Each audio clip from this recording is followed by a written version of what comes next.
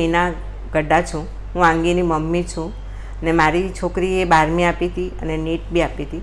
એને નીટમાં ઓછા માર્ક્સ મળ્યા હતા ને પછી એને ઓનલાઈનમાં બધે જોયું, સર્ચ કર્યું ને પછી અમે લોકોને પૂનાનું એમનું એને સર્ચ કર્યું એટલે પૂનાનું એને મળ્યું એડ્રેસ, યશ કરીને છે ત્યાંનું. એને તો અમે ત્યાં એને રશિયા એને જવું જ હતું અને કે બહાર જ ભણવું હતું. એને અહીંયા ભણવું પણ નહોતું અને કે મને બહાર જ ભણવું છે અને એને સારું એવું લાગ્યું ત્યાં રશિયાનું. અમે ગયા હતા એની માટે ઇન્ક્વાયરી કરવા, તો એણે જોયું બધું સરસ લાગ્યું. સર સાથે વાત બી કરી, એણે પહેલાં કરી, પછી અમને બધાને મળાવ્યા સર પાસે અને સર સાથે વાત કરીને અમે એને રશિયા મોકલી.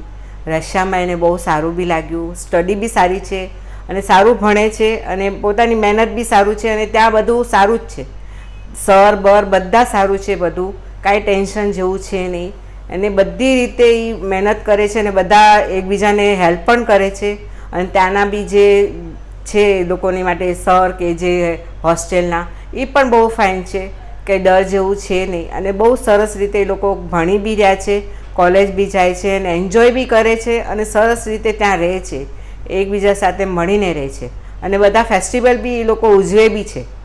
એમને કે ત્યાં એ લોકો શું કરશે શું નહીં અમને પણ થોડું લાગતું હતું, પણ અમારી છોકરી આવીને બધી વિડીયો કોલિંગ કરે છે, બધું બતાવે છે અમને, બધું સરસ છે મમ્મી, કે ડરવા જેવું નથી અને મને ગમે છે અને હું ભણું પણ છું. અને એ લોકો એકબીજાને એવું હશે કાંઈ બી તો એ સરને પૂછે છે અને બધું આગળ એ લોકો કરે છે ને બધું સરસ છે, ડરવા જેવું કાંઈ જ નથી.